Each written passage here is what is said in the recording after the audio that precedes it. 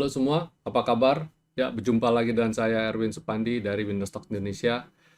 Ya, tidak terasa kita sudah ada di akhir pekan lagi ya. Dan kita selama 1 minggu ini kita jalani market dengan penuh deg-degan karena marketnya bergerak dengan sangat terjun bebas ya. Tapi ya tetap kita bersyukur. Kenapa bersyukur? Karena ada yang lebih parah dari itu. Yes, mungkin Bapak Ibu sekarang nama ini sedang tren di beberapa waktu belakangan ini lagi viral ya, Luna. Luna nyaris 0,0 sekian ya, hampir nggak ada nilainya sama sekali ya, ambiar habis-habisan.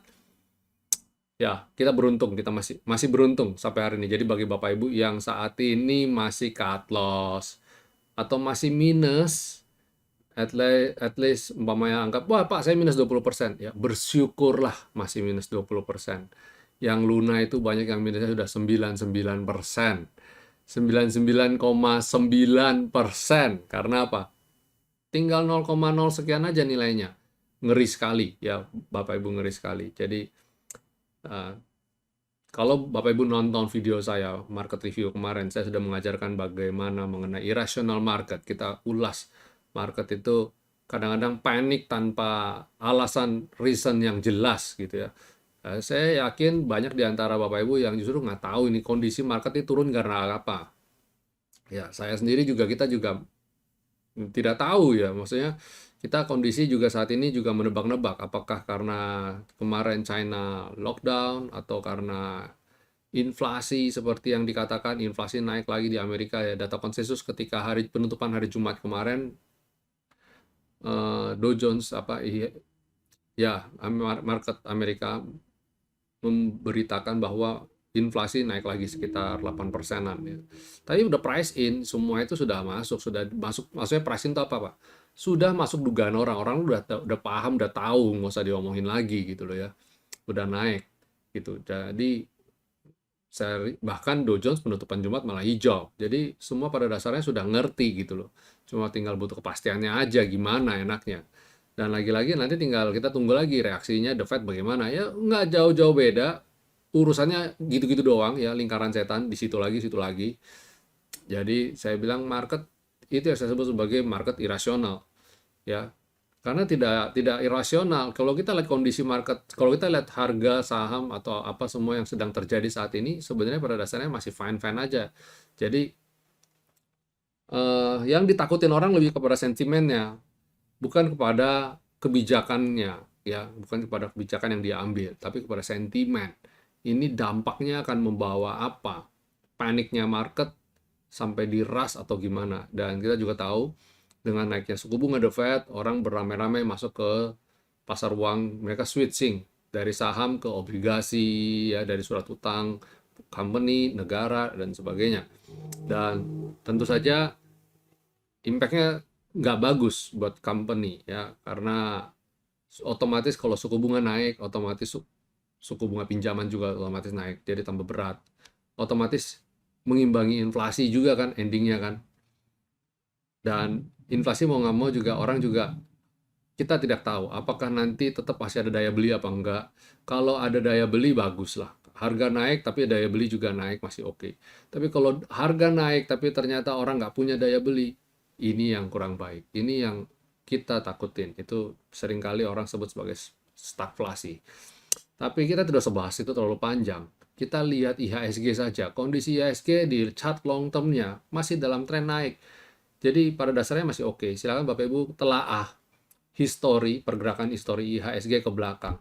Ketika IHSG lagi uptrend, kapan sih IHSG tidak koreksi? Justru koreksi itu dibutuhkan untuk supaya apa? Supaya punya energi lagi untuk naik lagi gitu.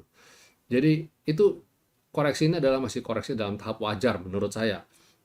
Jadi jika Bapak Ibu masih dalam posisi portofolio minus 20%, minus 30%, bahkan sampai minus 50% pun, ya kalau saat ini Bapak Ibu belum sempat cut loss, saya bilang ya kalau mau cut loss sekarang tanggung, tunggu sebentar lagi.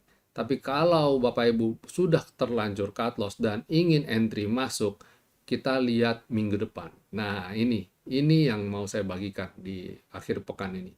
Jadi kita tahu bulan Mei ini boleh dibilang termasuk minggu pendek. Kenapa? Karena awal bulan dipenuhi dengan libur. Minggu depan, hari Seninnya libur, jadi cuma 4 hari perdagangan. Minggu depannya lagi pun sama, cuma 4 hari perdagangan karena hari Kamisnya libur. Jadi sisa tinggal minggu depannya lagi, akhir bulan tinggal 2 hari aja, tanggal 30 dan 31. Total, kalau saya lihat, di luar tinggal kita sisa hari yang akan kita jalani itu cuma 10 hari saja. Dan 10 hari artinya sama dengan 2 candle weekly. Kira-kira ya, kira-kira. Ya, jadi dengan membentuk 2 candle weekly itu menurut saya tidak terlalu sulit. Apalagi bagi teman-teman orang-orang yang saat ini menggunakan time frame jangka panjang. Nah, saya lihat momentum untuk pembalikan arah juga ada peluang. Kita lihat ada peluang. Jadi Bapak Ibu jangan terlalu panik dulu. Kalau sudah terlanjur dan belum sempat cut loss, ya udah duduk diam dulu. Dan jika Bapak Ibu sudah terlanjur cut loss dan ingin masuk re-entry, kita pantau di 2 minggu terakhir ini. Ya, kita lihat. Especially di di angka di tanggal 23 sampai 27. Kita lihat itu penentuan market akan gimana di bulan Juni, memasuki bulan Juni. Dan kalau saya lihat ya saat ini kita lihat cari strateginya gimana, strategi cari perusahaan-perusahaan yang sedang bottoming, yang kondisi bottom. Dan jika Bapak Ibu mau, ya tangan siapa sih yang nggak gatal lihat harga murah, betul nggak? Nah, jika Bapak Ibu tetap mau belanja, gunakan money management. Masuk berkala, masuk bertahap, ya. Jadi peluang tetap masih ada. Bahkan, kenapa saya bilang peluang masih ada? Ya, contoh aja di tanggal 9 sampai 13 kemarin, kita ada rekomendasi dalam selama 1 minggu itu, ya. Tradingnya bagaimana? Ya, yang kalau Bapak Ibu perhatiin rekomendasi saya, ya, kita nggak jauh-jauh dari Akra, TAPG, SGER, terus ITMG, ICBP, INDF, Unilever, Pegas, terus apa lagi? UNTR, ya, PTBA, semua masih dalam tren naik yang bagus, semua dalam tren naik yang bagus dan masih oke. Bayangin, jadi dari rentang minggu kemarin pada dasarnya kita masih membukukan profit kok. Ada cut loss nggak? Ya, pasti ya saya yakin ada cut loss. Tapi cut loss-nya tidak sampai berdarah-darah. Tidak seperti yang crowd, yang sentimen, yang negatif yang terjadi di luar sana. Ya, beruntunglah ya. Jadi, selamat bagi Bapak Ibu yang menjadi subscriber, penonton setia dari channel ini. Ya, congrats buat yang masih bisa mendapatkan momentum, masih bisa mendapatkan profit ya.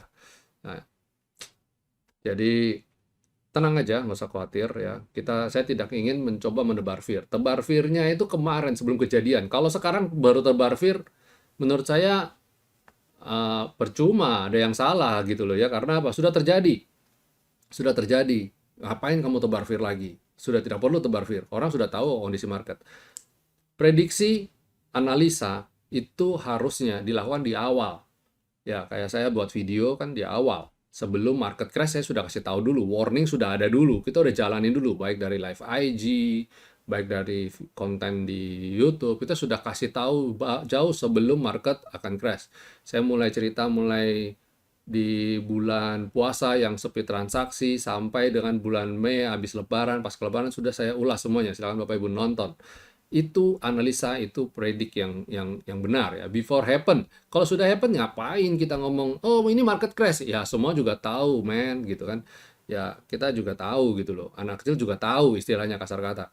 Jadi nah terus apa yang akan kita hadapin ke depan, better kita bahas itu gitu loh. Nah itu yang saya mau bagikan, yang tadi sudah saya bagikan juga ya, bahwa di minggu ke depan dan selanjutnya pada tanggal 17 sampai 20 dan 23 sampai 27 Bapak Ibu silakan cermati. Saya lihat di minggu kedua tiga ini kita IHSG bertaruh istilahnya. Akan lanjutkah atau turunkah? Dan coba kita lihat chartnya supaya lebih jelasnya. Nah ini yang seperti Bapak Ibu ada di layar Bapak Ibu saat ini ya. Jadi kondisi IHSG saat ini terlihat bahwa dia mantul dari support 6.504 yang sudah kita ngomongin kemarin ya. IHSG ada di level 6.504, ada support itu. Kemarin persis video sebelum ini silakan Bapak Ibu nonton. Supportnya di mana? 6480 dan 6504. Saya sudah ngomong betul dan hari ini rebound. rebound dan berhasil tertahan naik kembali di 6585. Good, karena itu saat ini menjadi support kita ya. Juga support berikutnya. Dan sebagai informasi, garis-garis ini sudah ada jauh sebelum market ya. Maksudnya sejak sebelumnya ini garis nggak pernah hilang. Bapak Ibu silakan nonton video saya market review. Bapak Ibu runut ke belakang. Runut ke belakang yang jauh ya. Garis ini nggak pernah berubah. Angkanya pun nggak pernah berubah. Jadi masih sangat relevan. Itu yang kita sebut sebagai predict and analyze ya, prediksi dan analisa. Nggak cuma predik doang. Karena apa? Saya bukan dukun. Kita berdasarkan apa? Berdasarkan pergerakan harga, kita lihat, kita hitung, kalkulasi, dan tercipta garis ini dan tinggal enjoy the ride aja. Mungkin Bapak Ibu di sini pernah dengar Elliott Wave. Banyak orang sekarang tidak pernah mendengar kata-kata ini lagi, Elliott Wave. Elliott Wave adalah salah satu teknik analisa pergerakan chart ya, dengan teori yang dikembangkan oleh Elliott ya. Memiliki perhitungan yang sangat kompleks, sangat kompleks, dan itu sangat susah sekali. Saya susah sekali jelasin di sini. Ini bakal berbusa-busa dan Bapak Ibu nggak ada yang ngerti. Nah, itu teori yang sama yang saya gunakan juga, saya masukkan formulanya ke dalam sini dan bayangin. Dan itu teknologi canggih. Itu saya bilang teori itu teori super lah. Jadi Bapak Ibu, jika Bapak Ibu iseng ya dan senang sekali matematika dan ingin sekali belajar dan predik dan analyze, menurut saya Elliott Wave adalah salah satu tools yang canggih menurut saya. Nah, tapi complicate-nya luar biasa. Ketika saya buat formula ini pun, itu juga sangat-sangat complicated dengan perhitungan itu. Ini aja menurut saya belum mendekati ya. Jadi ya boleh dibilang mungkin 60%, mungkin 50% lah mendekati dengan teorinya ya, perhitungannya. Tapi ya saya yakin itu jauh lebih kompleks sekali ya. Jadi silakan Bapak Ibu pelajari ya. Kalau seneng, kepengen ya. Dan ya lanjut. Jadi kalau kita lihat ya, kalau berdasarkan teori Elliott Wave, itu kelihatan semua sih sebenarnya. Ini bakal kemana, dan bakal kemana. Pergerakannya. Nggak persis. Tapi kalau saya kombinasikan antara Elliott Wave dan kuantitatif, kita menjadi angka-angka jadi sangat relevan. Seperti Bapak Ibu bisa lihat, nah ini. Saya sudah buat dari sejak sini dan pergerakannya ini banget kan, ngikut sekali. Dan ini angka-angka ini saya dapat dari mana? Dari dari target T1, T2, T3 beserta S1, S2, S3-nya. Jadi itu pergerakan yang kita buat ya, kita gambarkan garis-garis ini. Jadi kalau kita lihat, nah makanya saya coba kasih Bapak Ibu review ya, bahwa nah ini saat ini kan IHSG kita lihat dia saat ini terkena koreksi cukup panjang dan terpentok di skyline ini di weekly. Nah, ini pada dasar saya lihat kalau Bapak Ibu runut dari bawah sini dari tanggal 27 Maret 2020 dan Bapak Ibu lihat ke sini, tarik garis mundur gitu dan tarik garis naik, IHSG pada dasarnya masih dalam tren naik. Setuju nggak? Ya, masih dalam tren naik. Jadi kalaupun ada koreksi ya masih dalam tren koreksi yang wajar menurut saya. Kalau lihat monthly-nya lebih hebat lagi. Kenapa? Karena dia trennya masih sangat kuat. Bahkan jebol selendang aja belum. Ya, monthly loh ini. Nah, ini kalau Bapak Ibu tarik panjang ke belakang, ya. Kalau saya tarik panjang ke belakang, kita lihat tahun 2015. Ketika dia rally. Ada koreksi nggak? Ada koreksi. Ada koreksi nggak? Ada koreksi ini. Terus ini. Ini tahun 2015 memang krisis ya. Krisis subprime mortgage ya.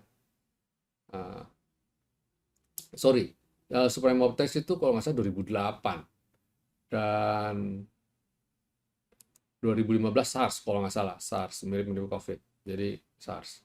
Nah ini kalau dari 2008, nah ya ketika rally-nya lihat Bapak Ibu lihat ini chart monthly, ada koreksinya nggak? Ada, nih ada koreksi. Nah ini ada koreksi itu, ini koreksi kan karena ini monthly ya, ini bulan Mei, jadi bulan Mei sepanjang bulan Mei juga lihat tuh 31 Mei. Ini juga sama kan? Ini juga bulan Mei.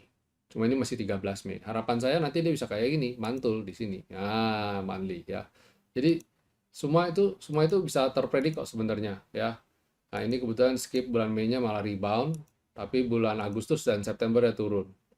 Nah, terus kembali lagi bulan Mei koreksi lagi ya. Jadi itu makanya saya bilang sell on Mei ya. Dari sini sebenarnya gampang kita bisa belajar pergerakan historical. Kenapa kita bisa ingat ini waktu sell on Mei.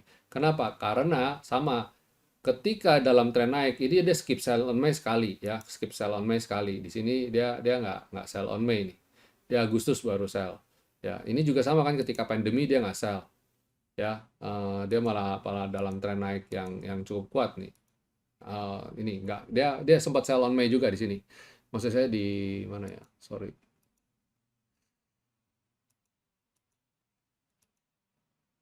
Eh, Jun, ini Mei. Ini naik, terus di sini koreksi di bulan September dan Januari, Februari, Maret.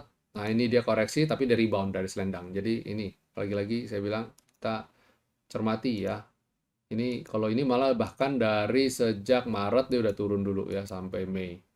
Bahkan Mei rebound. Nah, ini makanya tapi bulan Juninya turun lagi. Jadi ya kalau dia rebound terlalu kuat, hati-hati nanti di bulan Juni mungkin masih bisa nguji support. Ya, bisa bisa kayak gini, bisa ada susunan. Harapan saya sih dia bisa begini, bisa rebound lanjut ya. Ya, kita berdoa yang terbaik lah ya. Ini Mei Salon Mei dia rebound. Jadi hati-hati ya. Kalau saya lihat ini peluang nih minggu depan. Jadi itu sebabnya minggu depan menarik untuk dicermati. Kalau lihat weekly-nya menarik nih. Jadi harapan saya di tanggal 17 sampai 20 serta 23 27 Bapak Ibu bisa dapat momentumnya nih untuk naik nih. Ya. Apalagi volume juga bagus. Smart money juga masih ada. Jadi overall masih oke ya. Jadi semoga info yang saya bagikan hari ini berguna nih buat Bapak Ibu semua nih ya. Setidaknya tidak membuat akhir pekan Bapak Ibu jadi tambah galau.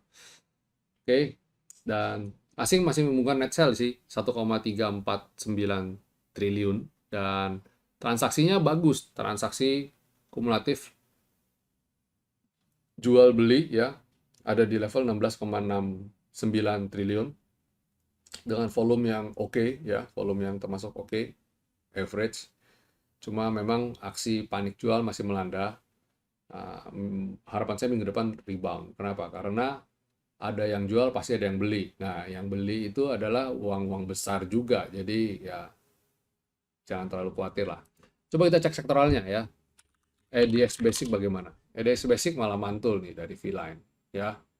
Sekali lagi eh, kinerjanya diuji ya, kinerja dari tools winner stock itu diuji. Suatu tools indikator bagus nggak bagus itu bukan lagi bullish ya. Kita uji itu indikator bagus nggak bagus itu pas lagi bearish. Jadi salah Bapak Ibu kalau merasa oh ini tools paling keren ya, uji dulu waktu bearish. Kalau waktu bearish dia bisa memberikan Bapak Ibu sinyal yang cukup valid, berarti dia oke, bagus. Tapi kalau dia tidak bisa memberikan sinyal yang valid ya berarti ya harus dipoles lagi ya sampai dia sempurna. Ada basic, terus habis consumer cyclicals, nah ini ya kita begitu begitu V-line begitu begitu ampuh dan begitu kita lihat selendang dan skyline kalau dia udah dead cross ya udah udah selesai sudah. Jadi dan jika dia udah jebol skyline dan dia tidak segera kembali naik lagi kembali ke atas skyline juga ya potensi untuk ambiar ya. Jadi itu harus harus punya tools yang mempunyai kinerja mumpuni ya. Sektor energi, nah ini kemarin saya sudah bilang kan, sektor energi layak dipantau dan BEM hari ini rebound ya, silakan nonton. Saya punya video yang kemarin, sudah saya rilis kok. Terus habis itu sektor finance, nah ini mirip-mirip sama-sama kayak IHSG ya, mirip-mirip. Moga-moga bisa mantul juga dan ini udah lagi support. Kalau lihat weekly-nya, nah ini di dekat support, moga-moga segera rebound ya. Terus kemudian habis itu sektor healthcare. Nah, ini juga kembali ya V-Line menjadi teruji ya dan dia mencoba dan ini juga resisten juga terlihat dan Skyline juga ya kita lihat dia bergeraknya juga sangat koheren banget ya dengan indikator kita ya ini keren banget. Terus sektor industri, nah lagi-lagi kan selendang dari rebound Ya, selain sektor energi, industri juga rebound. Jadi menarik untuk dicermati dua sektor ini di minggu depan. Infrastruktur lagi bangun base lagi. Ini kita kebetulan dulu sempat gambar support di sini dan kelihatannya dia masih masih on the track di sini. Nah, harapan saya dia bisa segera kembali naik ya, kembali ke jalurnya. Ini bisa cermati nih buy on weakness nih, infrastruktur. Terus consumer non cyclicals, wow, ini cakep juga, silakan. Kalau dibilang apakah ini bisa untuk layaknya pembalikan arah, Pak, udah waktunya uptrend, saya belum bilang ini bisa waktunya uptrend. Tapi secara jangka menengah, ya, mid to long term, dia masih berpeluang menguat, itu aja. Apakah dia bisa naik lagi terus? Belum tentu. Kita harus lihat dia harus mampu naik di atas level ini, artinya dia udah patah trend downtrend dan dia udah bisa breakout level ini 742, baru dia memberikan sinyal positif bahwa saat ini dia sudah balik ke jalur naiknya. Kalau dia selama masih ada di area nanti dia turun lagi ke bawah selendang, ya berarti belum oke, belum valid ya. Jadi jangan terlalu gegabah untuk buy and hold di sektor ini. Manfaatin momentum aja, toh ini adalah sektor defensif dan cenderung pergerakannya slow. Jadi Bapak Ibu yang pengen trading dengan hati nyaman, nggak terlalu kena dengan psikologi market, mungkin bisa milih sektor ini juga karena plus minus 2% doang di sektor ini. Karena saking berat bobotnya ya. Terus habis itu sektor properti. Nah, sektor properti adalah sektor yang juga kita juga hindarin. Kemarin-kemarin sudah saya sempat bilang bahwa sektor ini masih belum oke, secara ekonomi belum valid dan proyek ini padat karya, uang besar dan sebagainya bla bla bla ya. Dan jadi kalau saya lihat sih belum dulu ya. Habis itu sektor tekno, wah udahlah ini selesai cerita ya. Di saat beberapa orang analis menyarankan, menganjurkan untuk beli saham-saham sektor IPO, saya malah yang kontra ya. Goto, Buka, berapa keras. Orang sering bilang sama saya, Pak jangan terlalu keras Pak kalau ngomongin soal sektor itu. Bukan soal keras, saya takut teman-teman semua sektor retail kejebak di sini dan nggak bisa keluar. Saya kelihatan keterdengar keras dan Bapak Ibu menjadi disiplin daripada saya ambigu, saya ya nggak boleh, ya nggak, tapi akhirnya teman-teman pada nyangkut. Saya nggak mau begitu. Mending saya ngomong nggak dari awal nggak dan dibilang bad guy nggak apa-apa, dibilang suka marah-marah nggak apa-apa, yang penting kalian semua selamat, itu yang paling penting buat saya. Habis itu sektor transportasi, nah ini juga oke. Jadi silakan tiga sektor ini cermati nih ya. Oh, empat apa lima. Pertama sektor basic, terus sektor energi, terus sektor industri dan sektor transportasi ini. Empat sektor ini silakan Bapak Ibu cermati ya untuk perdagangan di minggu depan. Baik, lanjut kita ke market review, ke rekomendasi. Sebelum saya masuk rekomendasi, kembali lagi saya ajak Bapak Ibu, jika Bapak Ibu berkenan dan senang dengan konten-konten kita, jangan pelit-pelit untuk memberikan jempol, dan tentu saja jangan lupa untuk subscribe dan nyalakan tombol loncengnya. Jika Bapak Ibu nggak kebagian atau sering miss info kapan kita live, follow Instagram kita, Winner Stocks Indonesia. Ya, silakan follow. Nah, di situ kita biasanya suka upload ya kapan jadwal-jadwal kita mau IG ya. Oke, dan untuk rekomendasi ya untuk minggu depan silakan Bapak Ibu cermati adalah satu, pertama BRMS. BRMS ini menarik karena pada dalam tren naik dia koreksi pullback dan dia rebound. Jadi besok jika Bapak Ibu temukan BRMS bisa naik di atas 230, wah ini menarik sekali nih. Ya, cakep nih ya. Kemudian habis BRMS ada Astra International. Astra International pun sama. Jika minggu depan Bapak Ibu temukan Astra International bisa naik di atas 7225, wow, keren. Habis Astra International ada Harum. Harum nih, wow, ini kena bottom dan dia rebound. Jadi kembali lagi, ini juga sama. Buy on break. Pokoknya semua buy on break dan buy on reversal ya. Ini menarik nih untuk mati nih Harum. Breakout 10775 cakep nih. Moga-moga bisa nyampe ke level 11975. Terus habis Harum ada ESA. ESA kemarin kita rekomendasikan dan BAM langsung naik ya. Nah, tapi ada resisten ternyata di sini yang membuat dia terhenti langkahnya. ESA ada resisten di 13.15, jadi jika bisa breakout 13.15 ini, nah ini targetnya saya nih selanjutnya ya, target selanjutnya di 1340, 1445 dan 1550. Last but not least, silakan Bapak Ibu cermati MTDL. MTDL ini pergerakannya ya so-so lah ya, masih sideways tapi pada dasarnya menarik karena apa? Dia memberikan kita kesempatan untuk buy on weakness.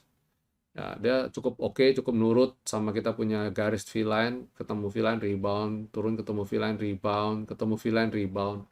Nikmat apa yang kau dustakan di dunia ini ya, begitu punya indikator secanggih winner stock. Oke, ya itu 5 rekomendasi yang silakan Bapak Ibu cermati untuk perdagangan tanggal 17 ya. 17 Mei 2022. Dan coba kita lihat untuk pembahasan, ulasan. Kita masuk sektor berikutnya yaitu ulasan saham.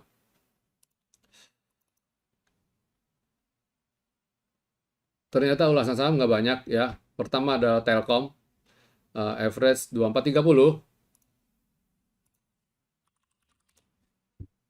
Dan dia serius 2430.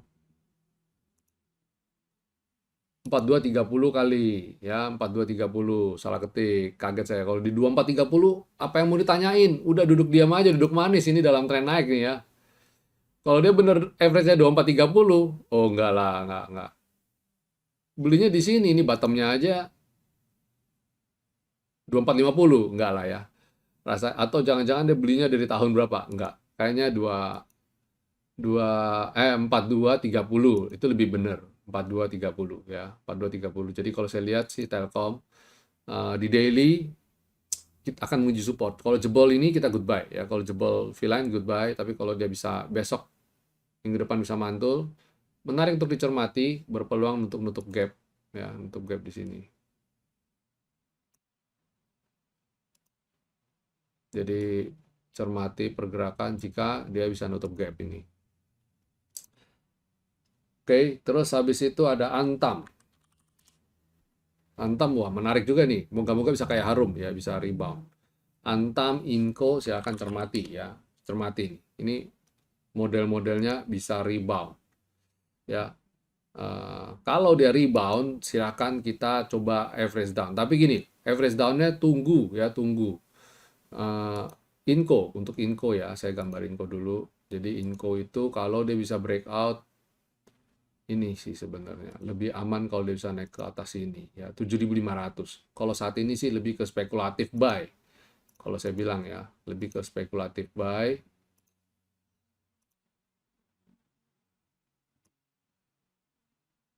Nah, ini lebih ke spekulatif buy. Kalau dia bisa breakout ini spekulatif buy karena apa? Belum tentu dia bisa sampai ke 7.500 ya. Jadi kita wait and see dulu ya. Terus Antam.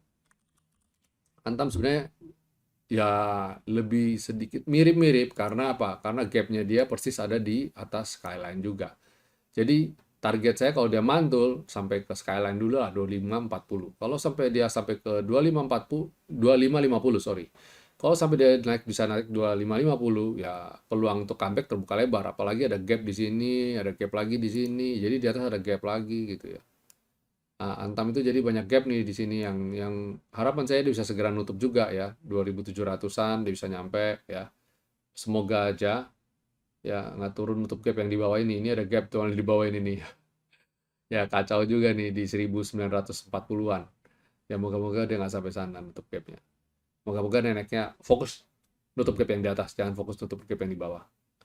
Oke, terakhir Bevin. Mau tanya support dan resisten Bevin di mana, asing masuk terus, apakah layak hold? Oke. Oke.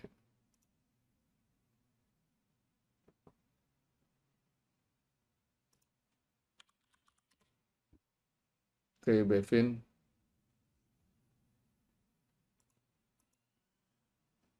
Asing masuk terus sih memang sih. Kalau lihat weekly-nya sih layak ya. Kalau lihat weekly, dia udah nyampe di support.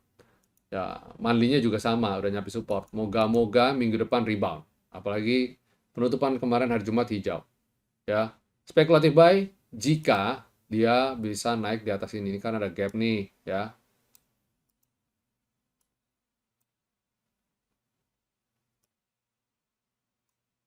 Jika dia bisa naik di atas ini, itu kita spekulatif buy deh. 1120. Kenapa? Karena dia udah nutup gap, moga-moga bisa lanjut ke sama satu lagi kalau bisa naik kembali ke 1170-an, 1180-an ke atas V-line. Itu oke. Berarti trend reversal. Minggu depan lah kita lihat ada candle pembalikan arah, naik terus ya, Bevin. Oke. Ya, itu aja yang minta diulas. Mungkin pada bingung juga kali ya, pada harus gimana ya udah itu mungkin juga atau kalau nggak mungkin kita thinking positif. Teman-teman kita di winner stock sudah lebih stabil, tradingnya udah lebih calm. Jadi ketika market turun juga tenang aja, pasti rebound. Ya, itu good good spirit, good mindset yang benar ya. Baik teman-teman, sampai di sini dulu market review, rekomendasi saham kita serta ulasan. Jadi akhir kata saya bilang tetap ya, jangan terlalu panik, jangan khawatir, tapi juga kita harus disiplin terhadap trading plan kita. Kalau memang harus cut loss ya cut loss. Tapi kalau minggu ini baru mau cut loss, rasanya saya berusaha kita tunggulah, kasih kesempatan di satu minggu ke depan tanggal 17 sampai 20 ini kalau market rebound berarti Bapak Ibu cukup berlega hati. Tapi untuk average down jangan buru-buru dulu. Ya. Oke. Ya, sampai di sini dulu. Have a nice weekend. Semoga apa yang saya bagikan bisa bermanfaat bagi Bapak Ibu semua. Dan bagi penonton setia channel Winner Stocks, saya ucapkan happy profit. Yang kemarin profit di Esger ya. Esger, terus ada dari Unilever, ya, INDF, ICBP, ya, Congrats semua, ITMG, dan lain-lain semua. Baik, sampai di sini dulu. Have a nice weekend. God bless you all.